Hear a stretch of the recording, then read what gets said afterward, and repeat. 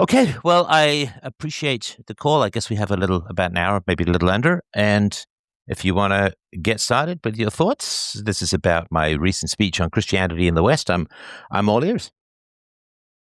All right. So first of all, I really appreciate the fact that you're having this conversation. It's not often that we get challenged in a Christian community too much. So it's good to start thinking about our principles a little bit more because I think my experience was early in my childhood with Christianity is it was just a thing that you do because everyone was doing it and no one really knew why they were doing it.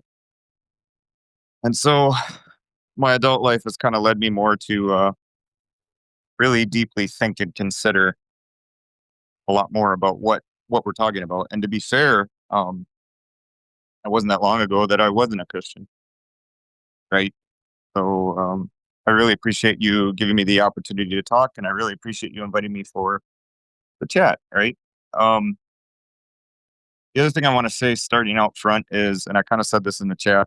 Uh, there's a real feeling of sadness there with kind of the way you describe Christianity and how it's failed in a lot of ways. Um, Failed you personally, I would say, on some level, failed the listeners, failed the community, and to a large degree, I would say culturally to some degree. But I do take a little bit of issue with that. So, yeah, I guess that's my opening. Anything you want to say before we No, dive into no, it? I should could dig into the details. I mean, if there's a way to have Christianity not fail, or at least the way that I've viewed it, I would love to hear. All right. So I'm going to start with just a really brief, so we can agree kind of on terms here about like what is Christianity, right? It's always good to start out with some definitions before we get too far into things. So the definition I'm going to provide, it starts out in Genesis. Basically, God created man in his own image, right? So I view Christianity as Jesus kind of showing us that we are the image bearers of our creator God, and we're to be image bearers towards each other. So that's kind of how I view Christianity is, we're supposed to show other people God's glory, right? I know that might be a little bit vague. What does it mean, God's glory? All this other stuff, right? I'll get into that a little bit, but it really comes from Deuteronomy 6. So Jesus was questioned in Mark, what is the greatest commandment? And he actually went back to Deuteronomy 6. The greatest commandment is love the Lord God with all your heart, all your soul, and all your strength, right? And Jesus went one step further and said that the second greatest commandment is to love your neighbor as yourself. So to me, loving your neighbor as yourself is the closest that we can get to obeying God's greatest commandment and the closest we can get to being an image bearer.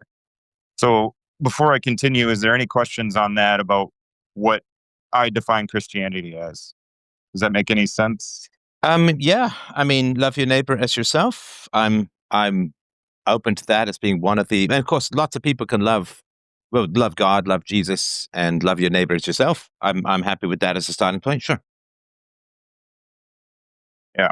So if we can agree that, like, to me, that's kind of the goal that Jesus clarified is like if anything's done outside of love, then it's not of God, basically. And that if you go throughout all of the New Testament, there were a lot of times where he looked at the people who were basically upholding the law and they weren't doing it in the spirit of love. And so he pointed out that they were hypocrites, right? So that's why I define it that way, just for clarification. So then one of the things that I kind of took issue with was Christianity supposed to protect the West and Western culture? Now I heard your argument that we were sold out as a Christian nation, like everything was invested in Christianity. And I agree with you in the sense that, yes, we identify as a Christian nation, but I don't necessarily agree that we live like a Christian nation. And I'm not trying to say, I know there was an argument in there about the victim, and I want to get to that, but I'll start with this.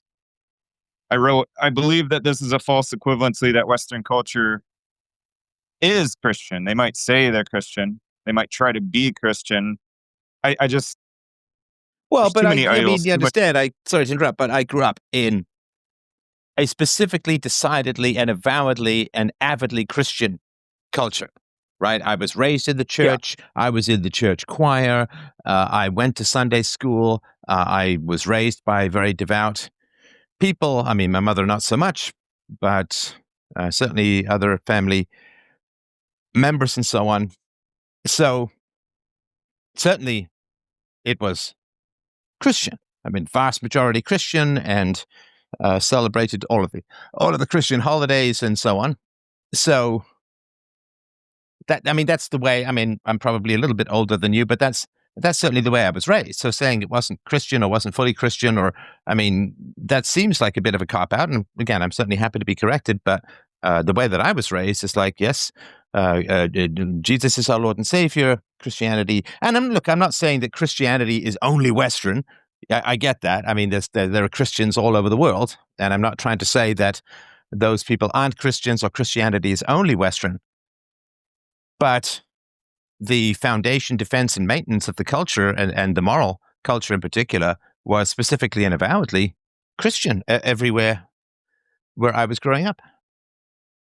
yeah, and I don't disagree with you on that. The one thing I will say as clarification is, um, I have kind of a similar background to you. Maybe not as involved in the church, but kind of cursory. And like you said, your mom wasn't very devout. My mom was using the Bible as a weapon, so I can kind of understand. The thing I was trying to say, and I've come to learn this now recently, especially leaning back into and seeking God in a sense. Um, I've learned that there's a difference between being a member of a Christian church, attending Christian events, celebrating Christian holidays, and actually trying to have a personal relationship with Jesus. And people say, what does that mean? What does it mean to have a personal relationship with Jesus? So let me just clarify. To me, a personal relationship with Jesus is where you study his word and you try to do it in practice in very uncomfortable ways, I might include, like very awkward ways, very strange ways, but you're trying to live out the actual scripture, right? And that, to me, my church experience was that never really happened. Yeah, people were nice, people would go to church, they might pray, but I don't remember them like going out of their way to correct or rebuke when someone was sinning. Or, these are the kind of things I'm trying to talk about is how do you have a Christian community where you're vulnerable, where you're with people and you can talk. Because one of the most frustrating aspects I've found with your listeners, and I don't mean to say that as like I'm separate from your listeners, but what I mean is I've had many conversations with your community, and the thing I see over and over again is that no one can talk theology with them. No one can talk and answer the hard philosophical burning questions of the scripture, right? There, and that's the thing I find lacking in a lot of the church is that there are people that they're just making money off of it.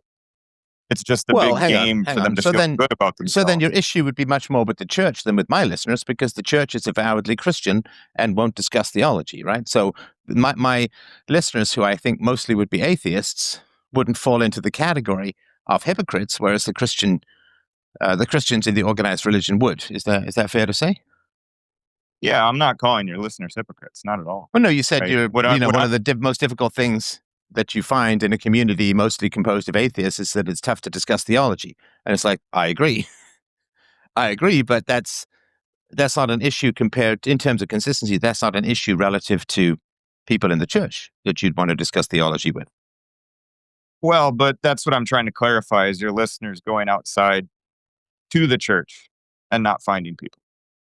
And that's been my experience even when I'm trying to be in the church a lot of the time. It's Okay, so it's what you're really saying is difficult to that find. Christianity, in terms of the personal relationship with Jesus, Christianity doesn't work in the church. In a lot of cases, no. Okay, Certainly so not. In hang on. fact, You said I think you said you found very few. So just roughly, how long have you been recommitted to Christianity? probably since 21. Okay. So 4 years? Okay. So over the 4 years, what percentage of people that you've met in the church would you say have the sort of devout, difficult, challenging goal or process of having a personal relationship with Jesus and evangelizing for that true relationship in the world? Well, again, I'm not sure if I'm being a hypocrite or my humility. I don't want to be prideful in saying this, but I'll humor you. I would say that the best way to describe it is actually to use scripture, and that is, Okay, so hang let on, me hang see, I on, got, hang on. So don't humor me. That's I experience that as a tiny bit rude. And the reason I'm saying that is all right. because you yourself said that very few Christians seem to live that personal relationship with Jesus thing, right? Do you remember saying that? Yeah, okay. So Okay, so that's I'm on I'm me. not I'm not asking you to humor me. You made a claim that very few Christians follow the path, the straight and narrow, and social discomfort, and so on. And so I just asked you for a rough percentage, right? Because if you say very few, if you mean 20%, that's different from 2% or whatever the number might be. So I'm not asking you to be prideful. I'm just asking you to clarify the sort of vague proportion you gave me and give me some sort of more precise proportion so that I can understand where you're coming from. All right. Well, let me start by setting the foundation here. Matthew 7:13, 14, right? Jesus says very clearly, enter through the narrow gate, for the wide gate is broad and the road that leads to destruction, and many enter through it. But small is the gate and narrow the road that leads to life, and only a few find it. So this goes back to kind of what I'm saying, right? But if I were to say a rough percentage, well, let me be honest with you, right? I'll be raw and honest. Well, I would like you not to bear false witness for sure. We don't want to sin in Yes. these areas, right? So I go to a church right now that has probably 1,400 attenders. That doesn't mean they're members, and that membership doesn't necessarily matter, but 1,400 people, just call it 1,400 people. Of that 1,400, probably 500 is men of adult age, I would guess, maybe 500. Of that 500 people, a total of 8 go to an accountability group about pornography. And so, what is the percentage of 8 of 1,400? It's a little more than that. It's a little more than 8 people, but the point is that's very, very, very few people stuff. Very few people. Yeah, I mean that's less than 1%, right? Yeah. Yeah, it's a little over 0.5%. Okay, so 0.5%, and that's just one indication, but let's say those are the people who take you very seriously. Okay, so that's 0.5% of people. So this is 2,000 after 2,000 years, and for most of those 2,000 years, a near monopoly on education, both lower and higher. And after 2,000 years, the number of people who take the religion, at least from this indication, very seriously, is less than 0.5%. Sorry, a little more than half Well, a let's percent, let's be fair. let's back up for a second, right? Okay, hang on, hang So, on, hang if on. you Sorry, I feel like we're just trying to establish something here, and I'm just confirming. We've got 2,000. So let's back up for a second. I'm not sure if you're acknowledging or rejecting what it is that I'm saying. Yeah, so I'll say I'm rejecting because I think there's some history that needs to be talked about. Okay, so hang on. So again, I'm sorry if my head is spinning and maybe I need another coffee, but I asked you to qualify your percentage of those who follow the faith in a very serious manner, and you came back with 8 out of 1,400, which is about half a Right. percent. So then I repeat that back to you, and you say you reject it. But I'm just repeating back to That's you what you said to me, so now I'm very confused. Sorry. Yeah, and it's not that I'm rejecting the number. What I'm rejecting is the fact that you say it's a monopoly because No, I no. would I say said, Roman. oh, no, no. I would I say said, no, hang say on, hang on, hang on. No, you need to listen carefully, right? I'm very careful about what I say. So I said for 2,000 years, it has had a near monopoly until recently on both lower and higher education. I mean, in my yeah, lifetime, when I went but to school, we went to church, we sang hymns, we were instructed in theology. I did the Lord's Prayer every day. And that's within my lifetime, right? Now, I get that a lot of that through various court rulings in the West has been scrubbed out of the curriculum, but that's why I said sort of until recently, and a near monopoly, of course, not a perfect monopoly, but everyone who taught me was Christian, and Christianity was very tightly woven into my education and so on. So and when I said until recently a near monopoly, just to, you have to be careful to listen carefully to what it is that I'm saying, because if you straw man, where if you say, oh, you're saying it has a monopoly, it's like, well, no, I said a near monopoly until recently. So just make sure that you don't take things that I'm not saying and make them what I am saying, because then we can't move forward. Well, what I'm trying to say, to clarify, is what we're assuming is Christianity that has a near monopoly is not Christianity that has a near monopoly. I mean, why would Martin Luther nail his theses to the door if the Roman Catholic, which had 1,000 years of that 2,000, if not a little bit more than that, was not usurping and misinterpreting the Bible and had priests that were sinning and using power and extortion and money and influence and violence? And so what I'm trying to say is I don't think Jesus would have supported the papacy. I don't think Jesus would have supported the fact that the Bible should only be in Latin and no one can read it. He was Sorry, all the about first thing you spreading his said word. was, I don't think Jesus should have would have supported the, what's it, Baptists? You said some word. Papacy. Sorry? Papacy. Oh, the papacy. Okay, got it. The papacy. Sorry, I think of it as papacy, but it could be papacy. Okay. All right. So there was a reform that came out of the indulgences and all of that from the Catholic Church. Okay. And so the church, at least according to Protestant doctrine, the church swayed or strayed from its path, and then the Reformation came along and so on. But would you say that both Protestants and Catholics are Christians?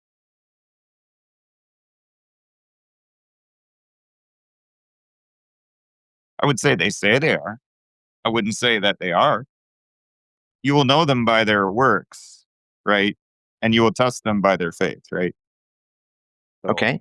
I think it's kind of interesting, Okay, but because they would be under the category theologically of Christians, Protestant doctrine and Catholic doctrine, where both accept love thy neighbor, both accept the divinity of Jesus, and so on, that they would be under the category of Christians. Now, just so you and I know, listen, every time I talk about Christians, I'm not talking about everyone who self-proclaims as a Christian. I'm talking about the doctrine. Because you can say that about any doctrine, right? There are people who follow any doctrine and get it wrong, or are hypocrites and so on. So we can't judge a doctrine by each one of its adherents, right? I think we can agree with that. So when I say, are they Christian? What I'm saying is, are they in the theological category, not let us stare deep into the soul of billions of people and judge them for their essence, which we can't do, right? yeah, I suppose, because if you think about it, like one of the arguments I had about Christians straying from God was in First Kings, where Israel was worshiping Baal, or however you want to say it, right? And God left a remnant because only the people that didn't bow to Baal weren't judged, right? So I guess in the argument there, I look at it's kind of the same thing, right? In First Kings chapter 19, it was only 7,000 people out of the entire community of Israel was to be spared.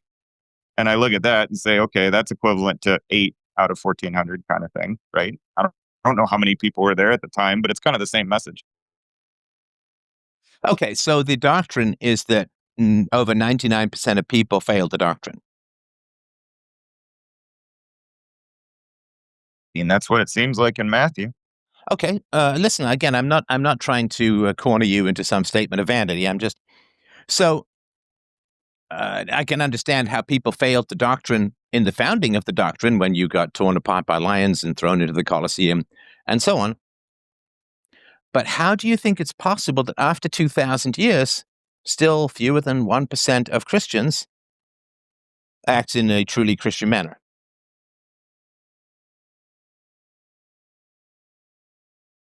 That's actually a pretty good question. I'm trying to come I up with. would I say mean, that if I was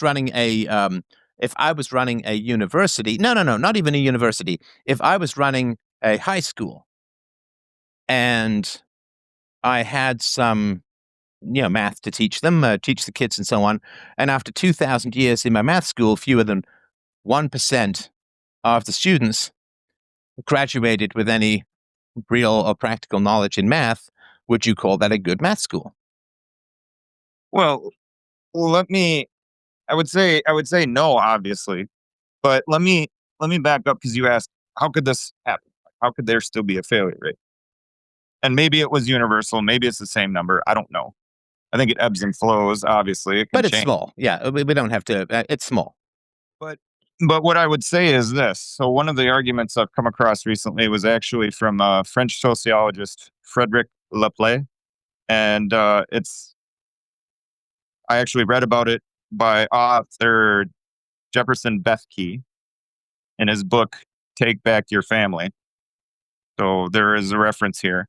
But one of the things they talked about was in the past, families used to be intergenerational and extended. And why is that important? If you read the Bible in Genesis, God says it is not right for man to be alone, right? So he creates Eve to fit him, right? So why is that important? Well, I never read it this way until I read it in this book, but he basically says God gave humans the whole earth, but only gave a little bit where he created a garden. And he basically charged them and said, okay, you two work together, be fruitful and multiply, fill the whole earth, and bring this beautiful garden to everywhere. And that's Sorry, like this in is the Genesis, Garden of that's the Eden past. story? Yeah, the Garden of Eden story. No, but there was no. Right. And Hang on, sorry if I've gotten this wrong. But there was no go forth and multiply until after the fall, right? yeah, that's true. It was after the fall. Okay, so sorry, go ahead. Right. But basically, the whole point of worshiping God was to work the garden. Right. A lot of people mistake that. Oh, you're just supposed to sing and do all this stuff. But the point of Adam and Eve was to work the garden. Right. And I think the intent was, okay, I've created this you and this whole earth, and I've given it to you as dominion. And go out there and make the rest of the garden. Right. That's what it means to be like an image bearer. Is can you bring the garden and the paradise? And if you look at Revelations at the very end of the Bible, it says that the second coming of Jesus will lead to a new city of God. And what is a city but a bunch of gardens, all surrounded by a wall, right? It's kind of the philosophy that I was hearing, or the theology I was hearing about. This is the goal, the mission of mankind, right? So, why do I point that out? Because family was critical, right? And so, what I want to make the argument of is he was pointing out that in the past, families all lived under the same roof. And no, they weren't perfect, right? Families obviously have issues. We've seen several in my own life, your own life, all of your listeners' lives. So I understand that family is hard. Family used Okay, to be so just intergenerational. for the sake of sanity, you don't need to tell me that families aren't perfect. Okay, just we understand that there's no such thing as perfect anyway. So just for the sake of our limited time together, you just don't need to give me segues like that 2 and 2 make 4. Okay, go ahead. Yeah, yeah. So for families, the idea was they all lived close in proximity, and they all usually had a craft that was passed down from generation to generation to generation, right? So everyone knew if you needed bread, you go to the baker's house, right? And they were always going to be bakers. There were three generations of bakers in that house, right? So in the past, you used to homeschool in a sense, because like you said, there wasn't public school, and even the church hadn't pulled people out just yet, right? And you pass down your trade and you pass down your values with your trade. And this is why homeschooling is the right pivot, in my opinion, for restoring values, morals, and ethics, right? It's just a no brainer, right? It's a no brainer at this point, at least. Um, but the other thing he was saying is that a lot of that moral foundation would come from the family. And the way I always heard it in my church is you can't maintain your morals and ethics if you're not being poured into or encouraged, because ethics are hard. You said it in your podcast. Like they're not easy, and pe- people are often uncomfortable, and it's much easier to take the broad road than it is to take the narrow road. And if you're an island and you're being tempted all the time, that's what's going to happen. Well, so fast forward, what happened? Industrial revolution. Why does that matter? Well, the rise of the city, right? And not that cities didn't exist in the past, but now people were moving there, some out of survival, some out of material wealth and prosperity and wanting to get rich and opportunity and all this stuff. But this really fractured Well, the family they were structure. kicked off their lands, right? The enclosure movement took a lot of the lands that were traditionally owned by the serfs, and sort of they were sold out from underneath them, and serfdom had been abolished. So they had nowhere to go except the city. So it wasn't Right. exactly a choice for a lot of them. But go ahead. Yeah, for a lot, and that's what I say is some of it was survival, right? I mean, if there was a famine, a lot of people moved. I mean, look at the communists, right? A lot of the time, that's where people ended up in the city because it's the only place they could make it. But I guess the point I'm trying to make is that's when the family structure started to fracture and disintegrate, right? And this is why I said I wasn't trying to, you know, patronize you or your listeners. I was trying to say that despite its flaws, the family system and structure was a conduit for passing moral values, which we all agree with, right? That's homeschooling in a sense. And part of the failure in the Christian circles is the failure of families and the fracturing and disintegration of the families, and then the isolation and temptation of the families, right? And so part of my argument is we're not united as a community or a family, and that includes churches, because churches can be a family substitute in a lot of cases if they're actually doing it right and not just showing up and being a robot, right?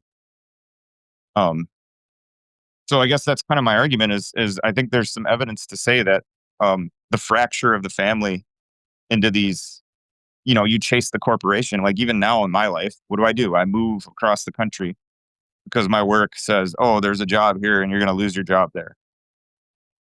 And it's like, okay, am I getting closer to family? Am I getting closer to a community that I'm feeling comfortable in? Is it high trust? Like, and you've said it yourself, like you want to move around people that share your values, and that used to be your family, right? So there's some argument to be made that like this rise of corporatism and this rise of Okay, so the and I'm urban sorry to center. interrupt, but okay, so I'm fine. I'm fine with that as an argument. So is the argument that we should have stayed at 50% infant mortality in order to retain more devotion to Christianity? Because that's the price of not having the Industrial Revolution, is to stay at, for instance, like no 50% infant mortality and lots of women dying in childbirth and no antibiotics and no anesthesia for surgery. And is that the argument, that we should have stayed in a more primitive and physically destructive mode of being in order to maintain our religiosity? Because that seems like kind of a rough trade. Well, I would say that I would look at it more as a pendulum that swung too far. Like there was good that came from it. I mean, obviously, the Industrial Revolution had a lot of massive good. A lot of international trade came from it. A lot of modernity came from it, right? But if you look at the homes and the families today, there is no moral compass at all, right? So we traded our moral compass for wealth, prosperity that isn't lasting, Well, and why is that and necessary? to live beyond our. Hang on. But why is that necessary? I mean, along with all of these advancements has come the advancements in the proselytizing of Christianity. In other words, you now have the most talented people, and this was the case when I was a little kid too. When you first saw the people who were on TV evangelizing about Christianity, and some of them, and many of them, were in fact very powerful and effective speakers. So the rise of mobility culture also means that you get the spread of really talented preachers. Radio first, of course, starting in the 1920s, and then TV in the 1950s allowed for the most talented preachers to reach the most people. So yes, there certainly was some diminishment of family cohesion, but most families are still raising their own children. But there was also an increase in communications technology, and the very travel allowed for the itinerant preachers to get around easier. Like you couldn't, until there were like roads and highways and trains and later planes, you couldn't, as a talented preacher, you couldn't just roam around because you were kind of stuck in the 20-mile radius you were born in. So there has been improvements as well in the proselytization of religion that should have, at least to some degree, compensated for the lessening of the family bonds. Well, and I'll say a couple of things about that. The first thing is Billy Graham comes to mind. I'm not sure if you're familiar with Billy Graham. He was one Oh of the yeah, people you're no, talking a about. phenomenally talented preacher who started in radio, went to television, and his son. I'm not sure if you're talking about the elder, but yeah, there've been a series of Grahams, I think. Yeah, the book I'm reading, Jefferson Bethke, that Take Your Family Back, he talks about how the Billy Graham effect can fracture your family and damage your children. And that is, you don't even know your children because you're not home. And he was saying that, like, that's the extreme in the wrong direction, right? Like, you don't want to sacrifice the mission. You don't want family and mission to be separate. And Billy Graham was all mission, no family, right? And so his family suffered. And I mean, there's divorce, there's drugs, there's a story there about his children Well, and how I mean, look, much we they can point suffered. to any individual and say they misused the medium, but the medium still exists, right? And there was a way to get the Right. most talented preachers and teachers in front of people in a way that became completely impossible throughout the vast majority of history. So, in terms of modernity, there are pluses and minuses, but I don't think that there is much of an explanation as to say, well, technology did it, because technology has improved the reach of Christians as well as diminished it. Well, and I'll argue on that point with two examples. First example is, if you look at the West and you don't count Africa, then certainly Christianity's failed miserably, like absolutely miserably. But if you Okay, look at Africa and you see how, okay, I'm because I did talk about the West. Is the why for you the Industrial Revolution? That's why Christianity failed, or largely? well, I would say that is probably one of the primary contributors. So yeah, I would say that's kind of the core is, if Christian values are passed down in the family and the family is the strongest influence on your Christian values. I could be wrong on that. That's fine. Open to that criticism. But if that's the case, then that's the root, right? Like one of the roots. Okay, so Christianity could only survive as the protector of the West, so to speak, as long as the West wasn't developed, it didn't have sort of free markets and modern medicine and so on. Well, I don't know about that. I mean, I was thinking about that, and the inventor of penicillin is an avowed Christian, and he even said that God gave him penicillin. So I'm kind of thinking, why are these two things mutually exclusive? Why can't, like, God formed the brain, so why can't we use it? I'm Well, I'm really because hang confused on, about this. I so would the reason is clarify that this. free speech leads to science. Free speech also leads to free markets. I mean, I'm sure, of course, I mean that you're not in defense of slavery or serfdom, and that means that there's a free market in labor and land, and that's going to lead to mobility improvements. That's going to lead to free markets. It's going to lead to increased wealth. So to hold those institutions back, to hold back free speech, to hold back science, to hold back free markets, and so on, would be to doom hundreds of millions of people to horrible deaths. And obviously, I know that that's not what you're talking about, but I don't think that it's right or to say, well, we could have saved Christianity, but like 80% of the people who were alive wouldn't be alive. Or you know what I mean? Like that's, and you wouldn't really have any free speech and you wouldn't have any free inquiry and so on, because free speech and the Industrial Revolution, they do kind of go hand in hand. Like Areopagitica, John Milton's great defense of free speech, was 17th century, sort of the founding of the sort of stock markets and free markets that characterize the modern age. You can't have science without free speech, because there's a lot of scientific statements that are very offensive and upsetting to people around the world, particularly religious people, but you still have to defend their right to have free speech. Thou shalt not steal means that people get to own their property, they get to own themselves and the effects of their actions.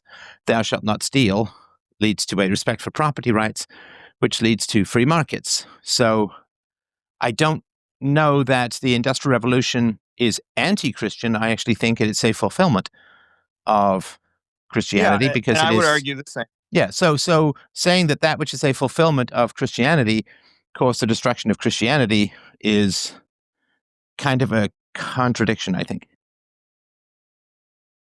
Yeah, so let me try to work that out, right? So I'm not arguing anything about free markets or free speech because I don't believe that Christianity biblically has a commandment that forbids any of that. So the fact of the matter is, okay, point to me in the Bible where it says that because I haven't found it. And that's why I'm like, wait a second, are we conflating Christianity with political system and the doctrine, or are we conflating it with what's biblical? Because to me, Christianity is the Bible. Anything outside of the Bible, you're not. It's not Christian. I'm sorry, it's just not Christian.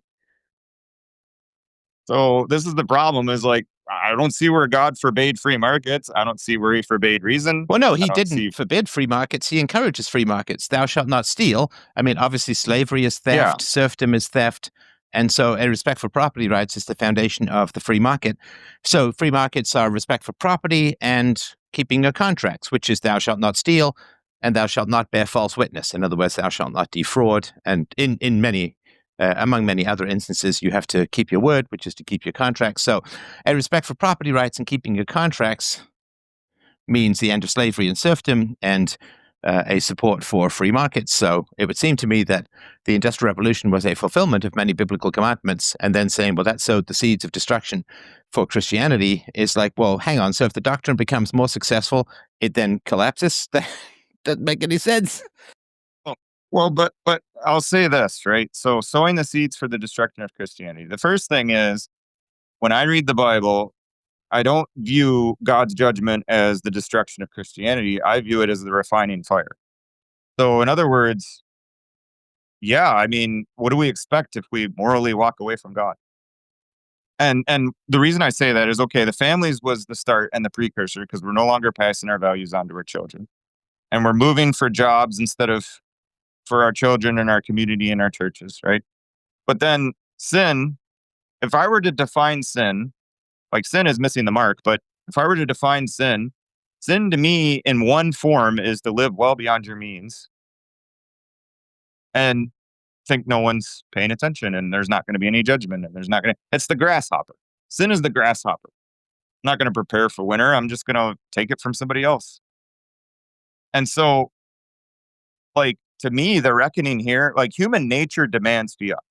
I know that's really, really challenging, but Sorry, human of course nature people demands want what? fiat, I still didn't right? get the Of word. course Sorry. people want to fiat currency. Oh, human nature demands fiat currency.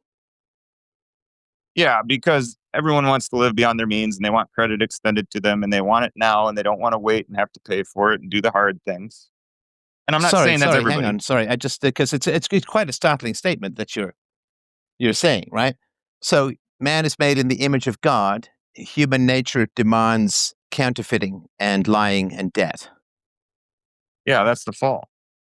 Okay, so it's not human nature, it's as in God, it's temptations that human beings are tempted to get something for nothing, which is sin, and fiat currency facilitates that. It's one example. No, I'm not trying to catch you out on something. I just want to make sure I understand what you're saying.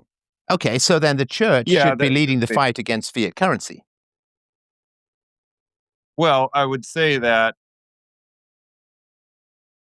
what do you mean the fight against fiat currency? Because there's a couple things here, right? First of all, humans want to live without consequences. I think that's roughly what we're saying, right? Is ultimately the temptation is to do whatever we please and there's no consequences. And I think this is what you found in the atheist circles, right? When you remove God, then what do you have? The devil takes the hindmost. So it's just a race of human debauchery, correct? Well, I wouldn't characterize it quite that way, but there certainly is an amorality. But let me just sort of get back. So if fiat currency is that which in many ways mostly facilitates human sin, and by the by, I would sort of agree with that, then the church should be leading the fight against fiat currency. No, so here's the thing. Fiat currency is just a vehicle, a tool. It's like a gun, right? Is the gun sinful if No, you no, use it's not it like to? no, it's not like the gun, because fiat currency is counterfeiting and borrowing on behalf of the unborn, right? So it's just evil. Well, The gun is not hold evil. on, hold on. Let's talk about credit then. What is No, a bank's credit. job when No, it gives you a hang loan? on. Credit is different from fiat currency. Fiat currency is government currency by decree, and certainly in the modern context, it's not founded on anything. It's just made up out of thin air. It's pure counterfeiting.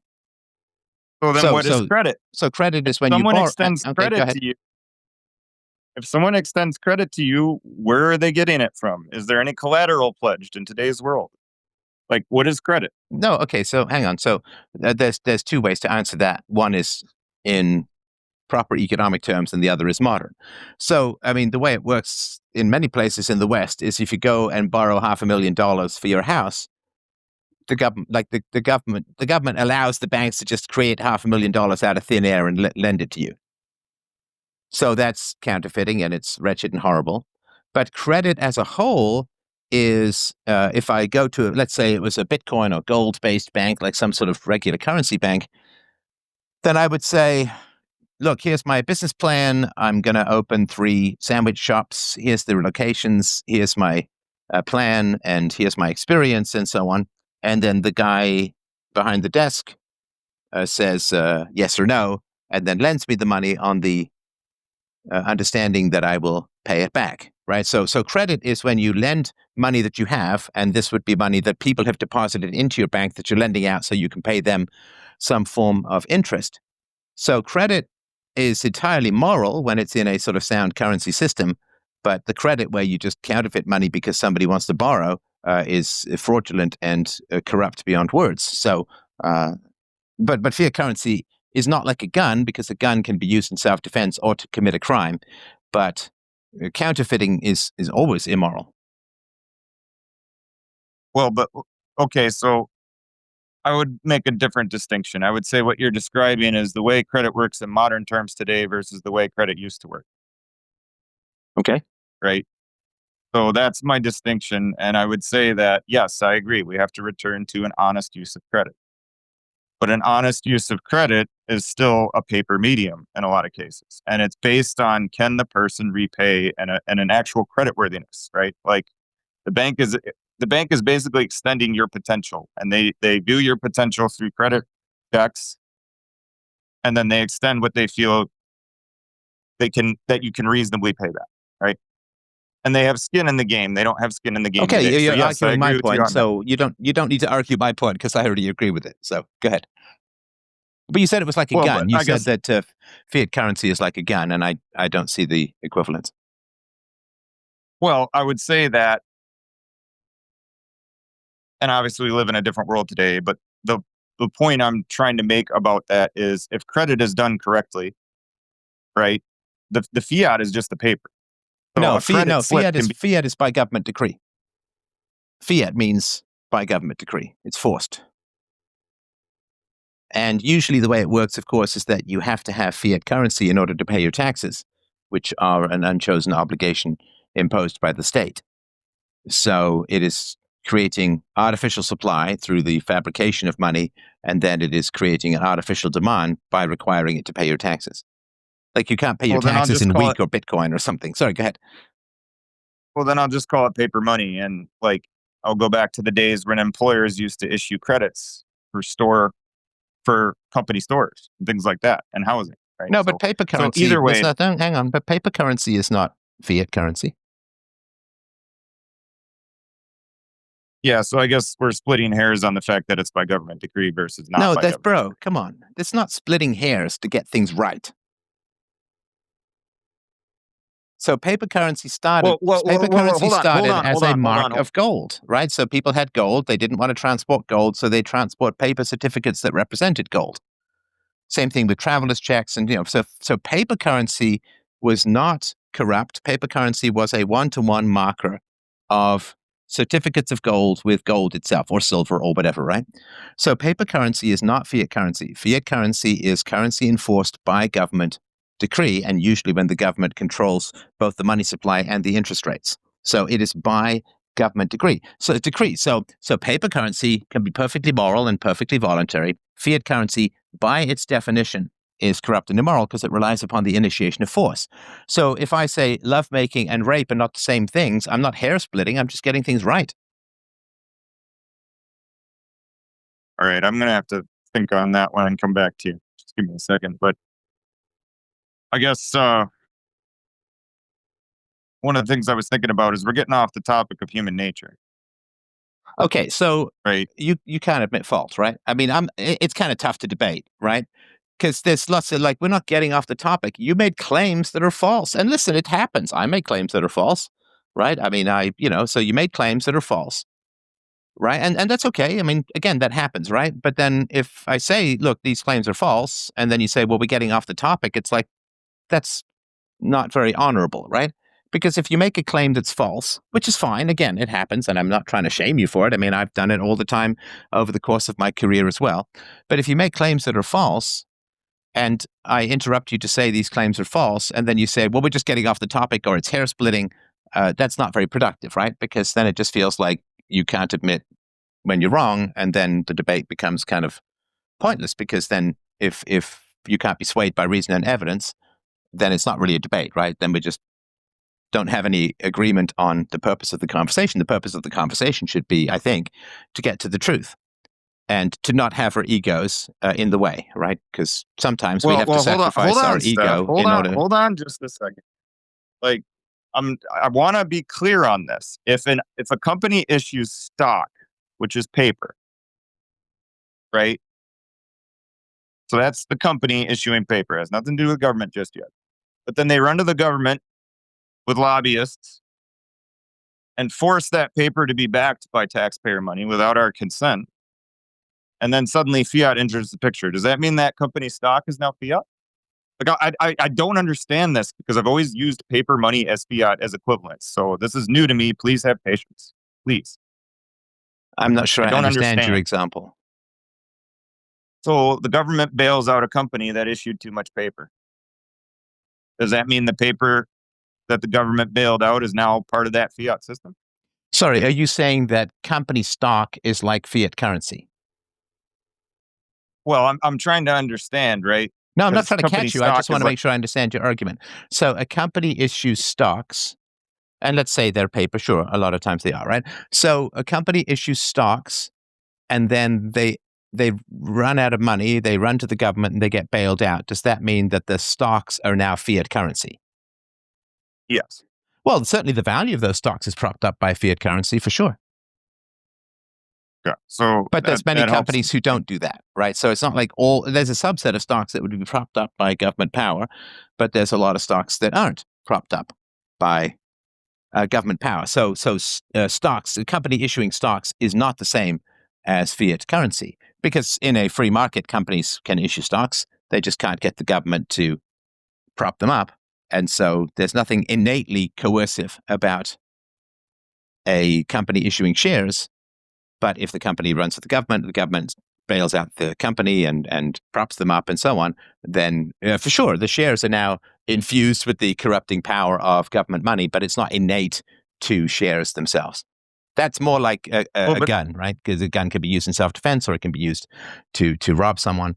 And so shares can be an honorable way of investing in a company so that it can grow, or it can be a reflection of the power of the company to lobby the government to keep it afloat.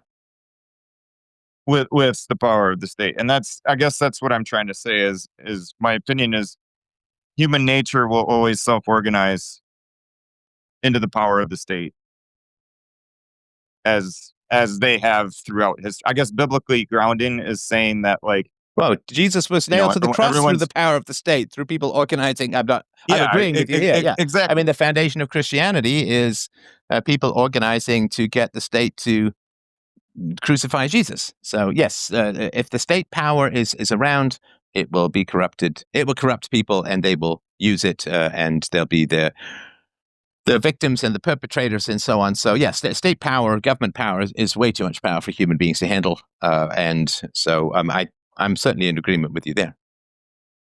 Yeah. Yeah. I think we're in agreement on that. Okay, so we can't say that Christianity failed because of the Industrial Revolution, if the Industrial Revolution is to some degree a combination of many things, but thou shalt not bear false witness to keep your contracts, and thou shalt not steal to respect property rights. So if we're going to say, well, the culmination of a belief system, a moral belief system, sowed the seeds of its own collapse, then it's not a very good moral system, or not a very rational moral system, if the more it succeeds, the more it's setting itself up to fail. Well, but see, that's where I was going to go into the abortion topic a little bit, because at one point you said 2% of white women are childbearing age, and I had a lot to say about that. No, And I 2% of the don't know. world's population are white women of childbearing age. Yes, 2% of the world's population are white women of childbearing. Correct. So one of the things I was looking at there is throughout the Bible, God cleanses his people, right? During the Exodus, while they were wandering around in the desert, they sinned and built a golden calf and made an idol. And God, this happens so often. And oftentimes what idols are, at least as a representation, is they're you trying to substitute God. And a lot of times it's because you don't like God and the Bible. You want something for nothing.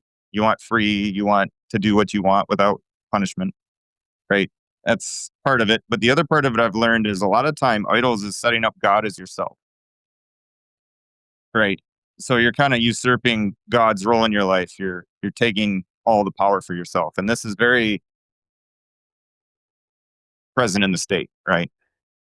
Like these people try to act like mini gods, and I'm sure they get quite the power rush, right? Well, yeah, and I mean, so women who have children with the wrong man want to escape the consequences of that by putting their hands in the pocket through the state of the taxpayer and so on.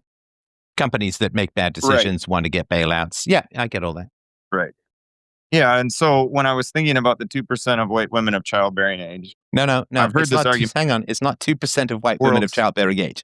I got to keep correcting you 2% when you. of the Right. world's population. Yeah, 2% of the world's Yeah. population is white women of childbearing age. So sorry. Go ahead. So I've heard this argument too, and from other Christians and whatnot of, well, this is just extermination, and we need to pivot, and we need racism, and we need this and that and the other thing, and hatred. And I've heard a lot of these arguments, a lot of them recently. A lot of people that are trying to form Nazism as a positive thing, which I find is absolutely wild to me. But one of the things I was like, okay, that's pretty bad. And I mean, you read the biblical story, and a lot of Israel's people get culled, but a remnant is left to kind of rebuild. And a lot of the time, their society is so corrupt. Like if you read Kings, they didn't follow God at all. They worshipped the Baals or Baals or however you want to say it. They were sacrificing their children in the fire, which God had warned them that that is not what he wants, right? So his judgment came and they got taken away to Babylon and basically taken from their land, totally wiped out, enslaved. So, and then eventually God restored favor to them and brought them back and brought Jesus, right? And kept his promise. But it was one of these, Well, but one of didn't these he kind of also judgments. after the flood? Didn't he put the rainbow, saying, "I'm not going to do that again"? After that purging. Yeah, he made a promise for the yeah. Okay, so for the purging is flood. not a That's thing that true. happens anymore. Yeah, not by water. I mean, he was specific to No, say come not on. I by don't. water. Yeah, but I think it was. I think it was that the purging of everyone except Noah, his family, and the animals on the ark, that God said he wasn't going to do that again, right? Yeah, at least not in that. I'd have to reread the story. I just read it like a month ago, but I don't remember. Okay, So so are you yeah, saying, if I understand this rightly, what you're saying is that white people are being purged because of godlessness? well, that's part of it. And I cite the statistics of abortion. So again, a cursory search online. I don't know how much we can trust it, but they're saying that white women and their childbearing, the 2% of the world's population, this might be only be Americans too. I don't know. Obviously, I didn't quantify the data that granularly, but about a third of them are giving abortions. Like Yeah, I think they're that's about right. Yeah. responsible for, and a lot of them are in their 20s, and a lot of them are in urban centers. And my first thought here is, okay, industrial revolution.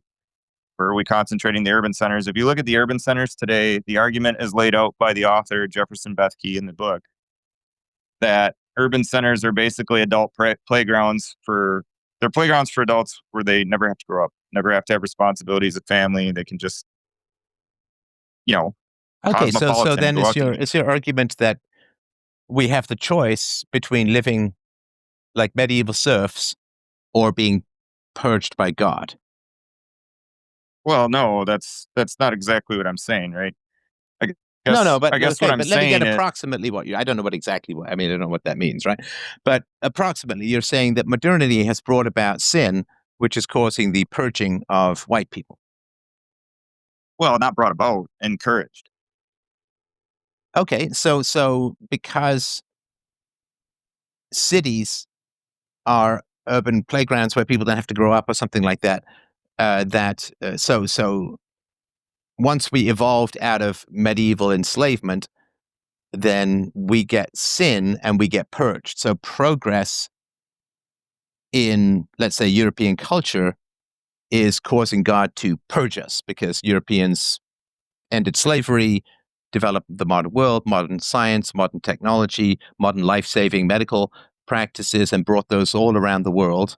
And so, because we have this technological progress, which is the result of the free market and urbanization and so on, because we've had all this progress, it's like Icarus flying too close. And I'm not mocking you. I just want to really understand your argument. So the argument is because we have all of this progress, then that is creating an environment where sin is going to fester. And because of sin, we are being purged. And again, Yeah, I'm I not guess knocking your perspective. I have to get some kind of understanding of where you're coming from. And I get it's not perfect, right? I'm drawing a circle, you're drawing a circle. They don't overlap perfectly. So, but I have to get a rough idea of what it is you're talking about. yeah, I would say that's correct in the influences, right? So it's, I don't know if Sorry, it's that makes correct in any the what? influences, right? So what I mean by that is, yes, modernity. I agree. I agree. Modernity has fractured the family, broken down the value structure, and Okay, replaced it so with consumerism and Survive. materialism. Christianity cannot survive the implementation of its own values. And again, I'm not talking abortion, but if Christianity is to a large degree, and it is responsible for the development of the free market, modern science, modern technology, and then that means that Christianity is going to fade and falter, then Christianity is a belief system that cannot survive its own success.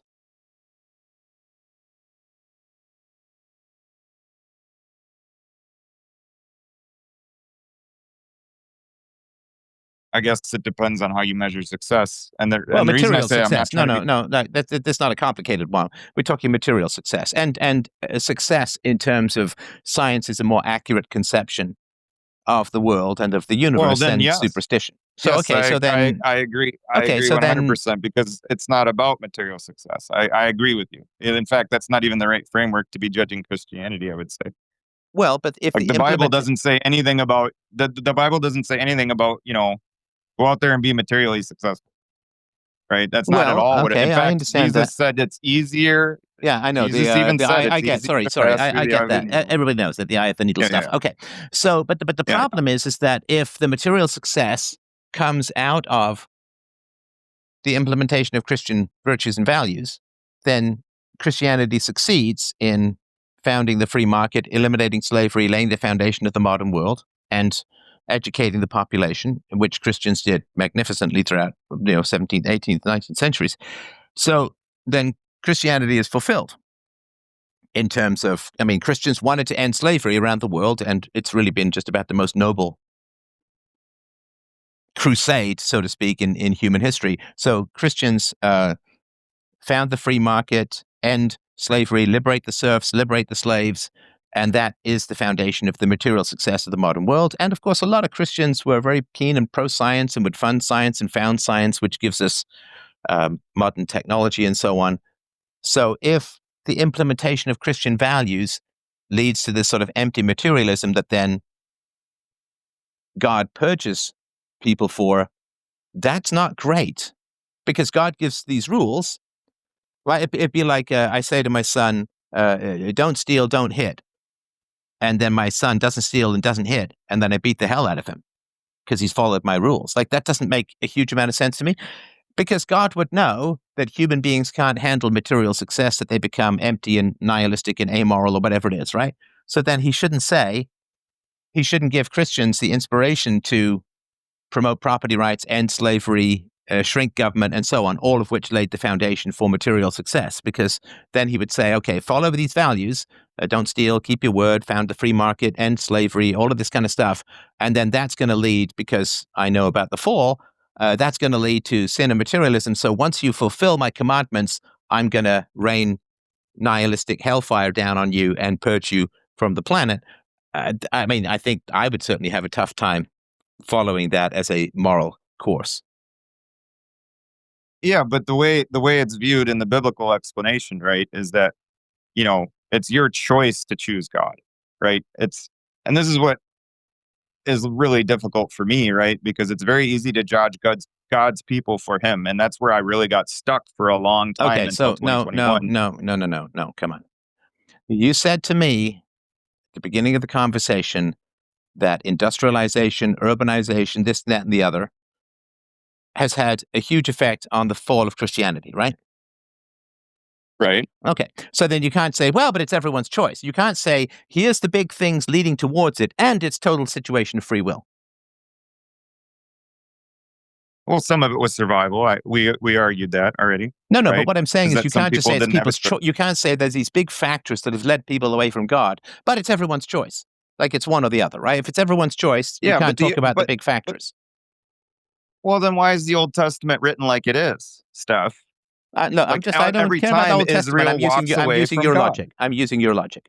Like, you can't say, look, salmon swim in the current, and the swifter the current, the more they have to align themselves with the current, and then say, but salmon have a perfect free choice to swim wherever they want.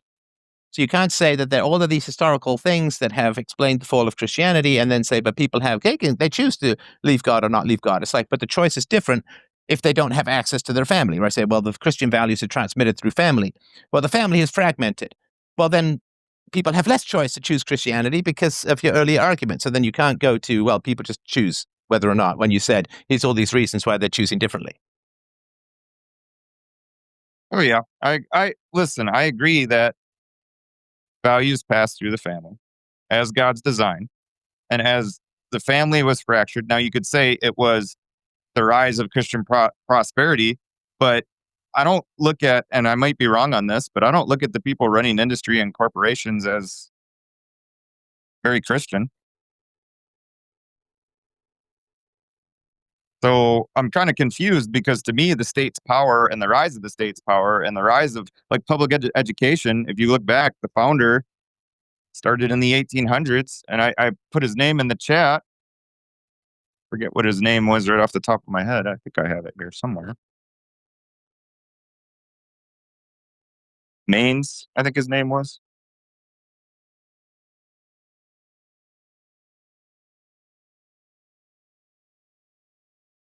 Yeah, okay, so it doesn't matter the name, but go ahead. Yeah, so like there was a push in the 1800s to get Christianity out of the public education system. Now, at the same time, they were saying, in the 1800s? Yeah. I don't. Sure, maybe it was 19. No, I mean, the push to get stuff came largely out of the communist left in the 1950s. I mean, public school education in America was explicitly put in to retain Protestant teachings among the influx of Catholics coming in, of course, from Ireland, Southern Ireland, and from Italy and Spain and other places, right? Yeah, the name, I know it doesn't matter, but the name is Horace Mann. Okay. Right? Horace Mann. And yes, it was 1848. Father of American education. He was the Public Service Secretary of Massachusetts State Board of Education. And he was the one that was saying education needs to be universal. It doesn't need to be religious. So basically, secular education. All right. Many Protestant churches and clergymen, many Protestant churches and clergymen in the United States actively advocated for the creation and expansion of government-funded common schools, the 19th century term for what we now call public schools, throughout the 1830s to 1870s. Their support was widespread, influential, and often decisive in passing the legislation that established tax-supported public school systems in most areas. Horace Mann, the most famous champion of common school and the secretary of the Massachusetts Board of Education, was supported enthusiastically by mainstream Protestant denominations, Congregationalists, Presbyterians, Methodists, Baptists, etc. Mann himself framed the common school, government schools, as a moral institution that would instill Protestant Christian values while maintaining non-sectarian and no denominational catechisms. Protestant ministers routinely praised Mann's work from their pulpits and in religious newspapers. So the reasons were combat Catholic immigration, especially Irish and German Catholics, 1840s to 1850s, whom they accused of being illiterate, superstitious, and loyal to the Pope rather than the Republic. Americanize immigrants by teaching them Protestant influence morality in the King James Bible. Prevent social chaos, crime, and pauperism, which they believed resulted from ignorance of Christian principles. So we can sort of go into a bunch of this, but in the crucial decades when the modern public school system was created, 1830 to 1880, the strongest and most organized advocates outside of professional educators were Protestant churches and clergymen. They saw government-funded common schools as a tool for moral formation, social order, and the preservation of a Protestant-influenced culture against Catholic immigrants and secularism. Far from opposing public education, 19th century American Protestantism was one of its chief architects and defenders. So the church ran to the state and used the state to impose its view on the population as a whole.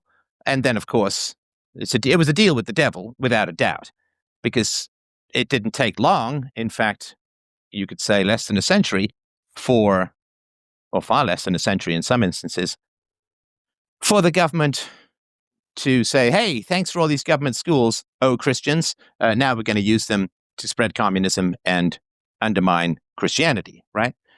And so the fact that the Protestant leaders and church leaders in America ran to the government and demanded these schools and praised them and were essential to get the legislation passed is an example of a catastrophic failure of Christianity, wouldn't you say?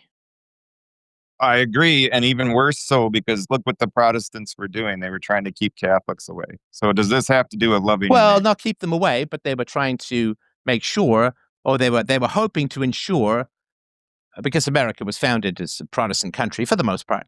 So they were trying to ensure that America stayed America, and all they did was guarantee that America would become kind of the opposite of America, particularly through the mechanism of government schools. Yeah, and this is why I like Jesus' example is don't use the state. Right. But you're right. Absolutely a deal with the devil, and it's a massive atrocity and failure. I agree. And now, of course, there are endless amounts of Christian churches and other organizations that are taking money from the state to resettle people from all over the world in America, which is not exactly what most people want. Most people don't want less immigration as a whole, and that's a big betrayal, and so on, right? So my point is that you can't say it's just the Industrial Revolution. I mean, it started in the 1830s in America. The Industrial Revolution was very small in America in the 1830s. I mean, the steam engine hadn't even been invented yet, and it was mostly, I mean, even up until 1900, 80% or 90% of the American population was involved in farming, which is largely not mechanized. So it is the grave temptation of taking state power. And if the vast majority of religious leaders can't resist that temptation, and that's had a lot to do with the collapse of Christianity in the West, then isn't that a failure? Now, of course, I understand that people say, and you may make this argument, well, but that's because of man's sinful nature. And it's like, but then you have, well, when we succeed, it's great. When we succeed, that affirms Christianity. When we fail catastrophically, that also affirms Christianity because man is sinful. And it's like, no, that's not an answer. You can't just say, well, because of man's sinful nature, we make bad decisions when a lot of bad decisions get made. Because the belief system, to be truly effective and moral, and the maintaining the culture and the virtues has to take that into account, right? But you can't just blame the devil every time things go wrong. Well, I think that's interesting because one of the things I wrote down was John chapter 9.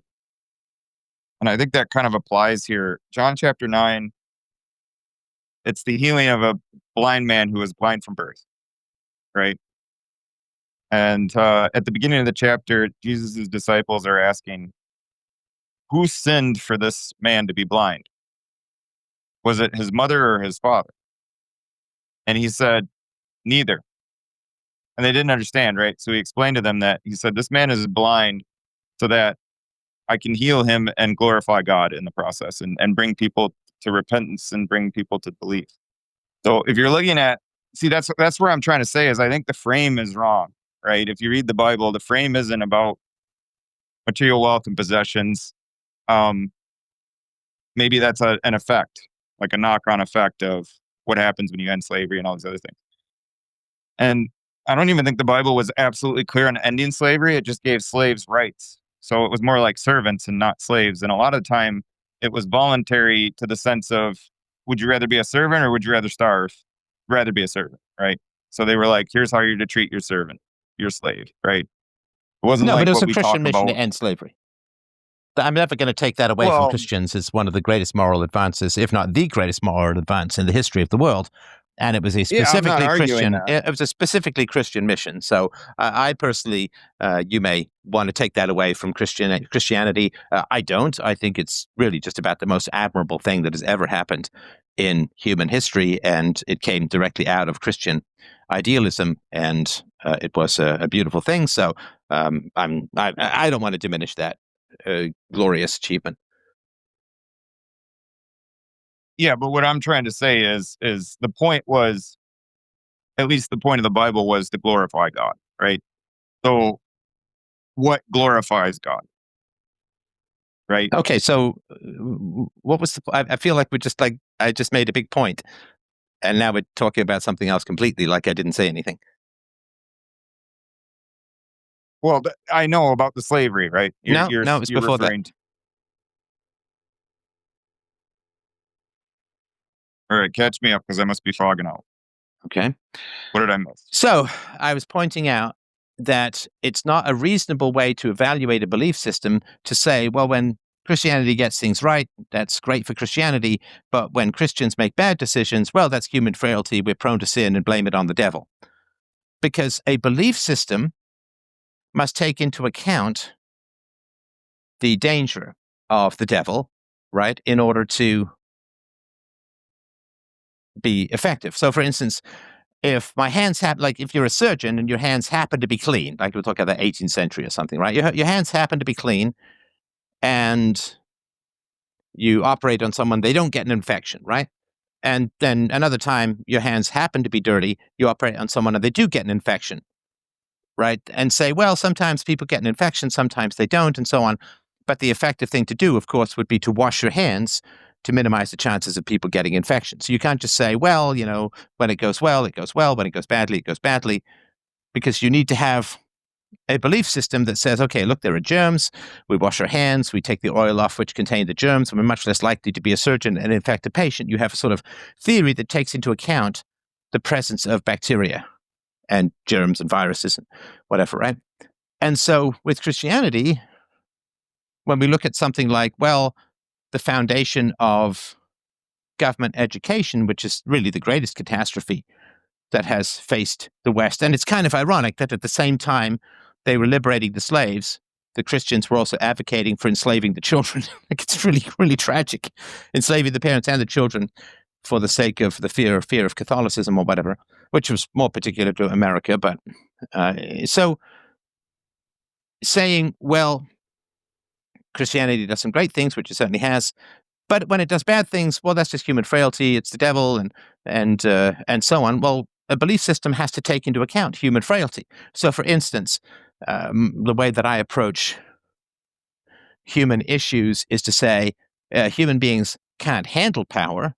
Power corrupts everyone. Therefore, we cannot have a centralized political oligarchy. Like, we cannot have the initiation of the use of force as policy in society. We can have it. I mean, it's going to happen. And, there will be people who beat up their wives or husbands or their children, the people who assault people, and they'll still be rapists and so on. But we can't have institutional initiation of the use of force, right? So saying human beings can't handle power, so we need a government. It's like, well, no, human beings can't handle power. So taking into account the fact that human beings can't handle power is essential for a moral description of how society should work.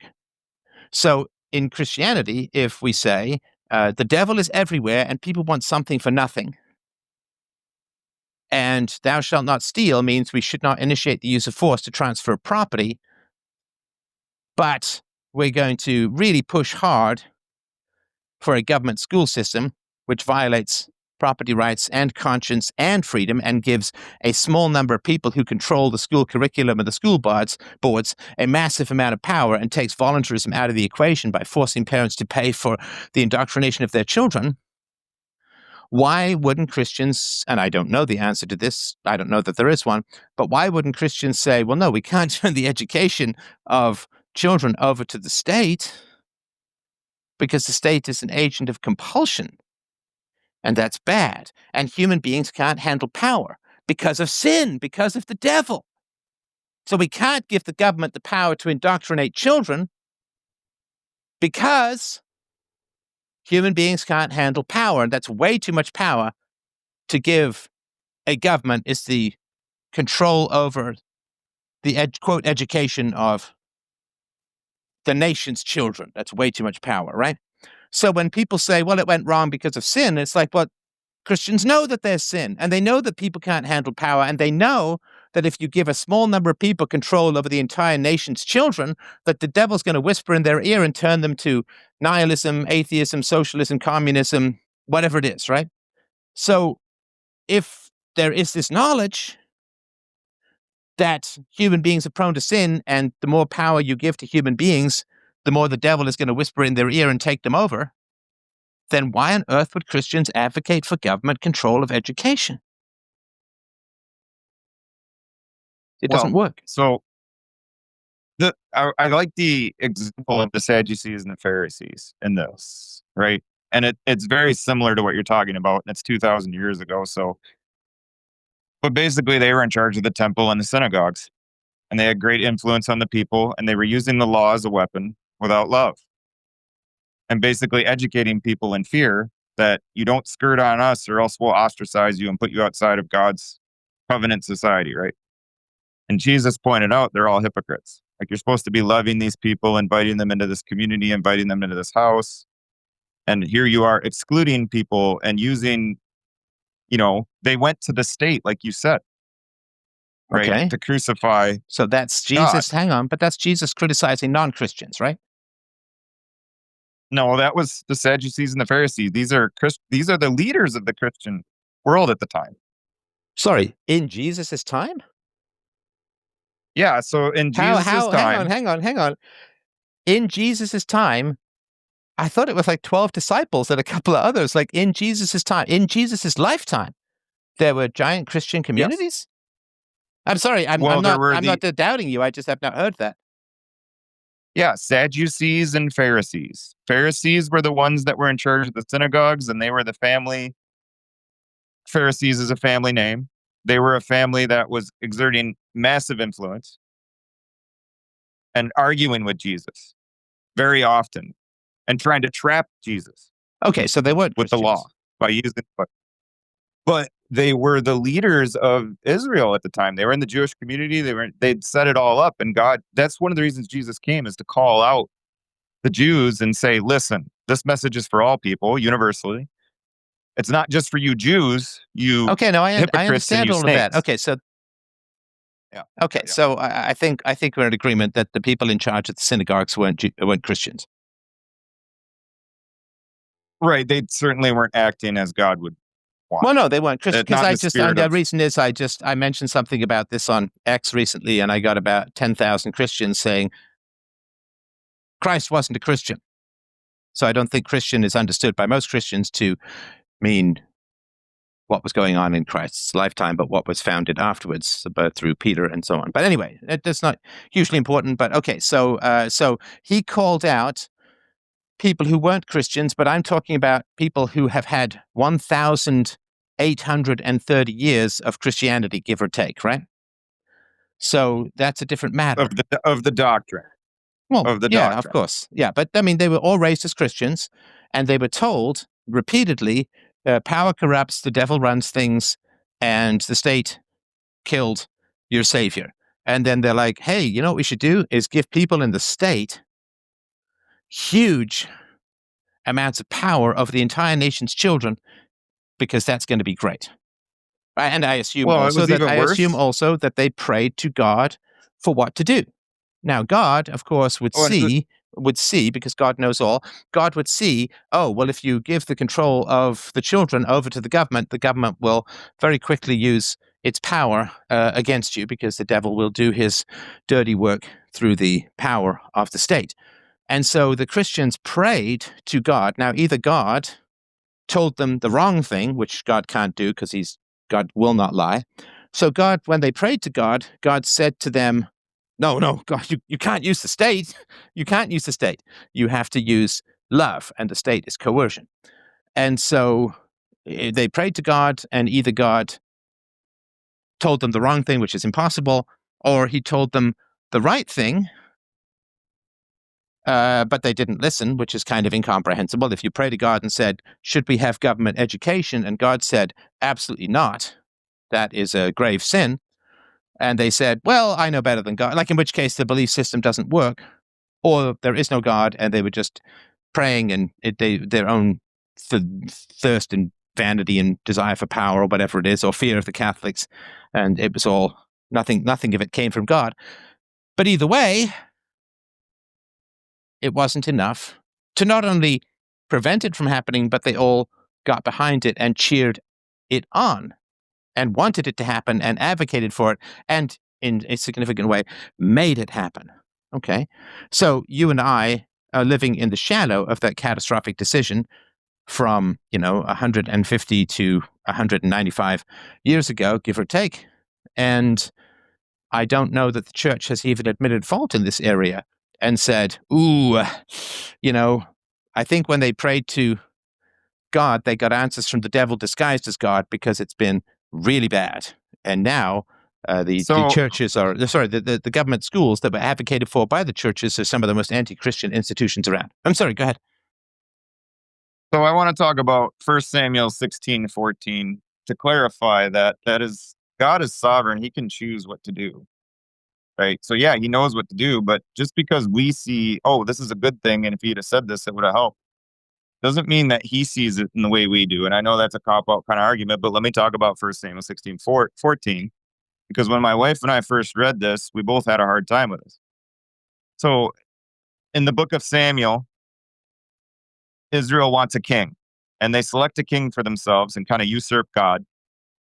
And God says, okay, anoint their king. We'll see how this goes, right? He lets them do it. He knows what's going to happen.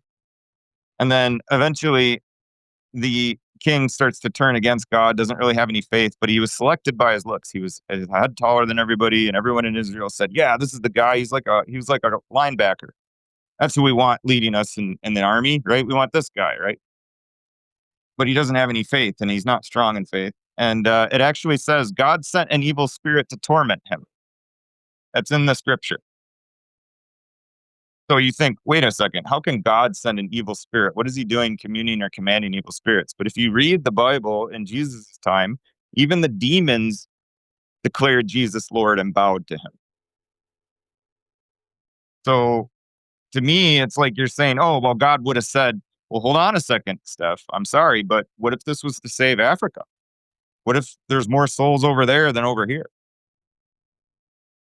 I don't know how God measures. I'm not sure what you mean. God, what if it was to save Africa? Yeah, so what I'm saying is there's more Christians in Africa now than there is in the United States, in a large part. Mm-hmm. And do you think that government? You think that children being taught about anal sex at the age of 6 is a good price to pay for that? I'm sure it was worse in the Old Testament. No, but what you're saying is that that's a reasonable price to pay. I don't listen. Now I'm get saying I behind what don't you're saying, hope. bro. Get behind what you're saying. There's more Christians in Africa, and the government's teaching anal sex to children is a reasonable price to pay for more Christians in Africa. My human side says no. I don't know what God thinks. All right. I'm not him. I can't put myself in his shoes, right? So I'm just saying that, like, So then everything there's that ways happens God is can. everything that happens is for the good. Well, the way I actually read, I'll tell you really quick. I read a novel by Stephen King, which doesn't sound very good, but there's a novel he wrote called Desperation. And at the end of the novel, all this terrible stuff that happened ultimately was to glorify God. And I would say the Babylonian exile probably looked very terrible to the Christian community. Okay, so everything that But happens is for the good. God works in mysterious ways. Everything that happens is for the good. So the Christians in America who were talked out of Christianity by the government schools is a small price to pay for the extra Christians in Africa that somehow couldn't have been saved without the Christians in America being taken, having their Christianity taken away. I guess so. Okay. I don't know, right? Okay. I know. I Yeah. mean, I'm just saying that there's instances where God uses See, things that are like, this is where we holy say, well, cow. we can't have morality without religion. This is denialism that's at the core of it. Is that we don't know? No, that you won't even answer simple questions like, is it good to take Christianity away through the government schools in the West? Why would that be necessary in order to have more Christians in Africa? Why would that be necessary? I don't know. So could it be wrong? Could it be bad? I don't know. Well, that's moral nihilism. There's no reason why children have to be frightened and abused and stripped of their values in Western schools in order to make more Christians in Africa. That's not causal. Because why would God say in 1830, yeah, get government schools in there so that I can get more Christians in Africa? Well, if So hold the on a more second. people who were Christians in America, they evangelize, they care about Africa, you get even more people in Africa. Or maybe, sorry, go ahead. Well, let me make a different argument then. Because I was just saying that, like, what I was trying to say is God is sovereign. He can choose how to answer. And it might not be how we want. But he's not going to I was counsel going to get evil, into right? I was, yeah, I mean, he had an evil spirit in his counsel. Yes. No, God is not going. If you pray to God, what should I do? If you pray to Jesus, what should I do? Jesus will not reply, do evil. Right? Well, right. If you pray in his name, he will answer. That's basically what he said in his own Yeah. So gospels. God cannot counsel evil. He wouldn't, because that would be terrible, right? If Jesus came down in all his glory and told you to do evil, to do murder, to steal, that would be terrible, right? Well, the example I was thinking is this same King Saul. He told the king, do this. And the king didn't listen and did his own thing. And he said, what have you done? Right? Why have you been disobedient to me? Right? So one option to consider is that God did tell them and they didn't listen because No, it's I get something they that. didn't want to hear. So then you have religious leaders who are asking God for guidance. God tells them, whatever you do, do not hand your children over to the state. That will result in the destruction of Christendom throughout the West. Right? And God tells them that, right? And they don't listen. They do the exact opposite of what God tells them to do, right? And the people who pay for that terrible decision is not them themselves. They get lots of power and influence in this new government system, but it's the children who pay and suffer. So if they choose not to listen to Almighty God, then how can we say morality doesn't come from God? And how can we say that religious leaders are the way that we maintain our society? Because if the religious leaders who believe in God are explicitly told by God and don't listen, then clearly it's not a very good system, is it? Well, but here's the thing that confuses me, right? I understand right now we have a system that's designed around religious leaders, and a lot of churches are set up like businesses. And but when I look at, for example, when I look at Joseph and Mary, right, the ones who gave birth to Jesus, right? Mary gave birth to Jesus, and the story, they weren't religious leaders; they were just people.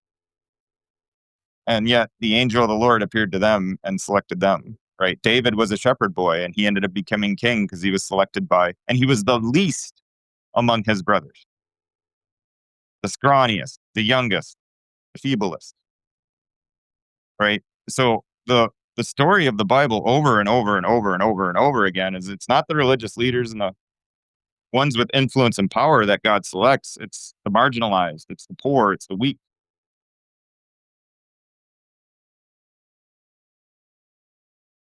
Okay, so then the religious leaders are faking it. They're part of the 99.4% that we talked about at the beginning. A lot of them are, yes. I've seen. I'll give you a quick story if you want about that. But No, I listen. Don't. I accept that. I accept that. Okay. So, is it a good system if it relies upon revelation? The priests claim to have greater knowledge, but the priests lead people astray. Is that a good system? If power corrupts and the power of a priest is too great and it is used to corrupt the young, in other words, the priests teach the young false doctrines, which certainly interferes with their ability to be good people, is that a good system?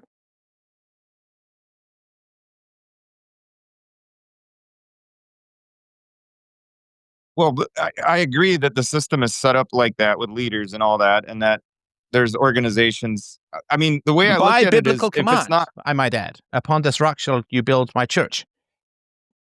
Right? Gives the keys to the kingdom of heaven to the Pope. So there's significant biblical justification for the church and its leadership. I guess I don't understand the history of the Pope. Like, I'm not sure how the keys are handed to the Pope because he said to Peter, and are we saying Peter is the Pope is descended from Peter? I'm not sure of the etymology, but I'm quite convinced that I'll get about 1 million Catholics in the replies to this conversation who are going to say exactly why the Pope is justified as having the keys to the kingdom of heaven, which is why the encyclicals are so profound and so on. So I'm just saying that. And he's blessing a block of ice. Right, and washing the feet of migrants. So I would say that that's not a great system because it doesn't have a way of determining truth from falsehood. So, for instance, I've pointed out logical contradictions and you retreat to Bible stories, right, rather than wrestling and grappling with the contradictions. And that's fine. Well, I mean, these are challenging contradictions, but there is no way that there's ways to explain it. So in the business world, I'll sort of give you an analogy and then you can have the final say. But in the business world, I was responsible for making 5-year plans of how our technology was going to grow, what kind of sales we would expect, what kind of markets we were going to penetrate, what kind of languages we were going to develop for the software, and so on. And I had to make sort of very specific plans. Now, if I said, well, our revenue growth is going to double every year for the next 5 years, and then people would go to the investors, they would go to the board, I'd present all of this sort of stuff, and I would make my claims, right? And I would be expected to be somewhat accurate. I mean, obviously, if I was conservative and we tripled, so much the better. But if we didn't grow, or if we, in fact, shrank, then I would be called onto the carpet to explain myself, right? Right. So I would make predictions on market growth based upon my expertise and experience, and I'd be very well paid for these predictions. and then I would be held to account. Now, if I were to say that, well, the reason that we didn't grow but instead shrank is because the customers are idiots. The potential customers are idiots. Do you know what the board would say to me, or the investors?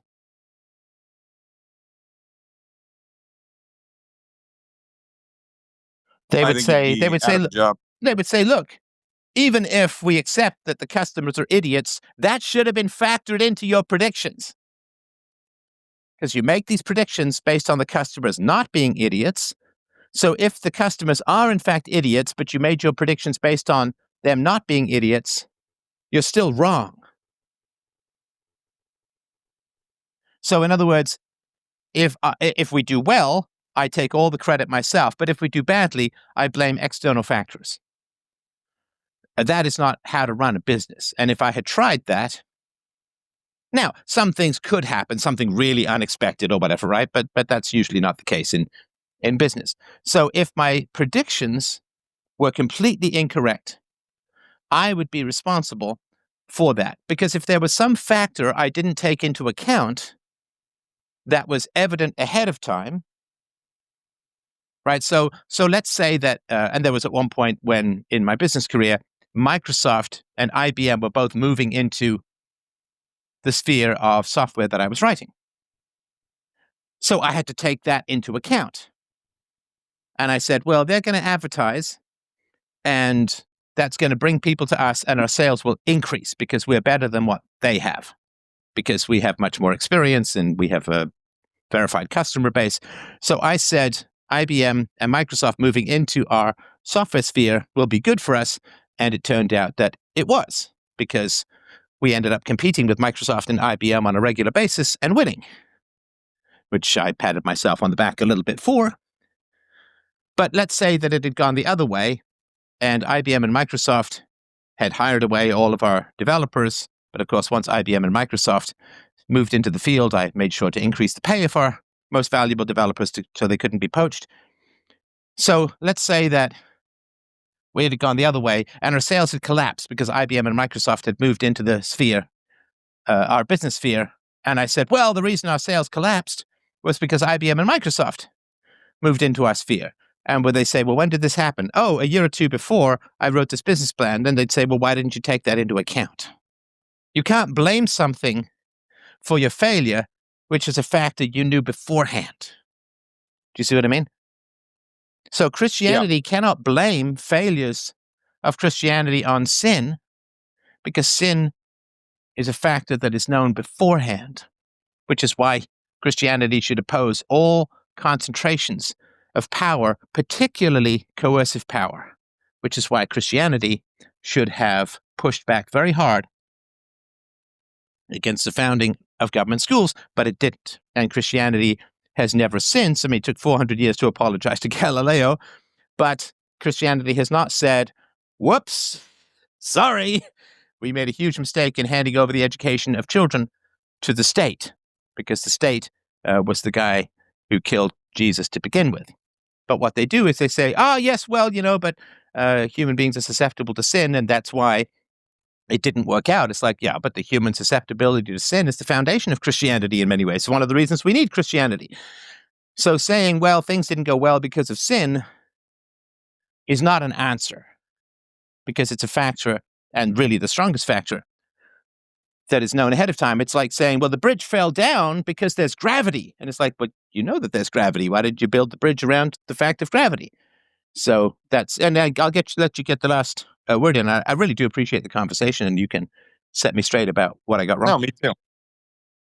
Well, the only thing I was going to say is I would be careful, because the word Protestantism comes up for me. Like, again, we're arguing maybe some semantics, but Protestants were the ones that voted against Catholics. And I view Protestants, a lot of them, and you could label me as one. I don't know about that. I mean, I guess it depends on your denomination. But the point I'm trying to make is, when Protestants broke free of Catholics, the temptation was there to take up the same reins of power as the Catholics. Just like we said, humans want power, right? And they can't really have it. But if you look at a lot of what Luther did in the Lutheran Church in particular, it's the same stuff the Catholics do, just with a few twists and differences and a little bit of different doctrine. But you're still reciting and chanting things and Well, and the pretending Catholics that a had priest. government schools as well in the Catholic countries. They Yeah, wanted government schools as well. yeah. But the only other thing I wanted to say really quick is the thing that's laid out for sin, right, is you're supposed to do it with witnesses, and you're Sorry, supposed to with come what? With together. sin? Yeah, so like if someone's sinning, Jesus laid it out. You go and point the sin out, and if they don't repent, first you got to agree, right? You got to agree, hey, like this is a sin. We probably shouldn't do this because we're taking away our children's rights, or whatever that sin is. We're stealing from people. We're stealing money from people. Whatever, right? And you point it out to them, and if they're unrepentant, well, then you're supposed to get a community of believers, Yeah, I know other all that. Yeah. brothers. Yeah, and then you're supposed to get the leadership too, and have them get involved. And I would say that everyone was in on it, unfortunately. I'm sure saying, or at least maybe not the 0.5% that we talked about at the beginning of the call, right? Mhm. Is okay. So the majority just, like you said, I agree with you 100% on everything is laid out in the Bible. I can't tell you how many Christians I've met and churches I've been to that are not biblically based. I don't know what they're based on. They might cherry pick out of the Bible, but they're not fully known in the scripture. They're misleading congregants. They're, for whatever reason, power, influence, money. I don't know what it is. Um, but yeah, I would say that's what ends up happening when you don't stand up. And I agree 100% that I think Christians should be fighting this 100%.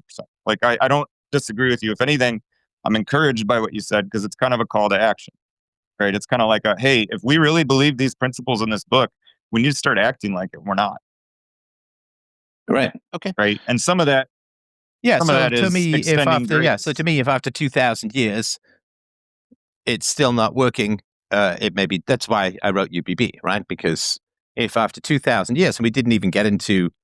Sorry, I said you'd have the last word, but I'll still give you. But yeah, we didn't even get to the fact that I was surrounded by hundreds and hundreds of Christians as a child, was abused, and nobody cared, nobody asked, nobody did anything. So yeah, it just doesn't work. And I think in one of the reasons why it doesn't work, as you said earlier, people want something for nothing.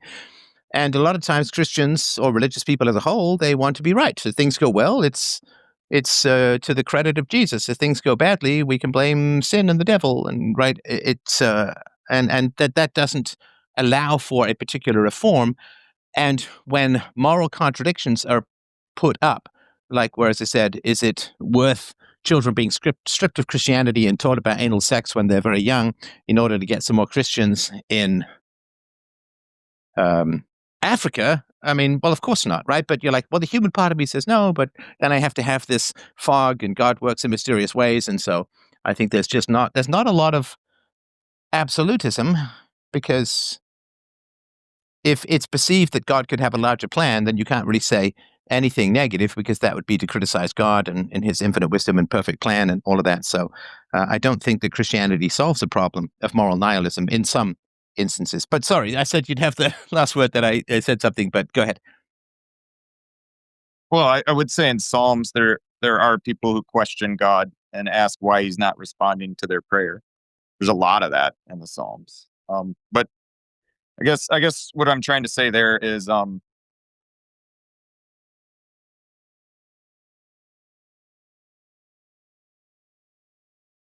we were talking about secular ethics, and I fully understand why you would come up with secular ethics. And I'm not arguing that. In fact, I was arguing with my wife that it doesn't matter. Like these two things align in a lot of ways. The commandments follow the secular ethics to some degree. Like you said, thou shalt not steal, thou shalt not murder, right? I guess that's where I'm worried, Steph, is that human nature is kind of like an immovable object, stubborn, I would say. And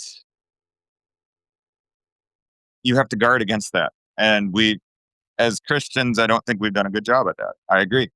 Yeah, we 100%. need to decentralize I d- power because human beings, whether you say human beings can't handle power because of the fall or because of our evolutionary nature, human beings can't handle power. We need decentralization, and we need to ban the initiation of the use of force wherever it shows up.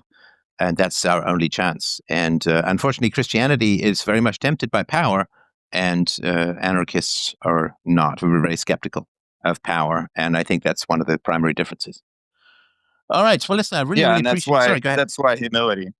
Yeah, yeah. I was going to say that's why humility is so important, right, in the church Absolutely. and in Yeah, I Christian couldn't life. handle the power either. I mean, it's impossible. That's sort of the Misesian argument about, like, it's even with the best of intentions and the most brilliant minds, you cannot solve the distribution of resources in society without the price system of the free market. So, well, I really appreciate the conversation. I know we went a little bit longer than you were anticipating, but very enjoyable. And I certainly do appreciate the back and forth. And I'd love to hear what people have to say about this conversation. And it's good. It's good. I don't want to say it's a warm up, but I've got a good debate going on tomorrow. So this gets my debating chops out of the dusty mantelpiece of disuse. So I really do appreciate your time. And I'm looking forward to the response to the conversation. All right. Thank you. Thanks, brother. Take care. Bye-bye.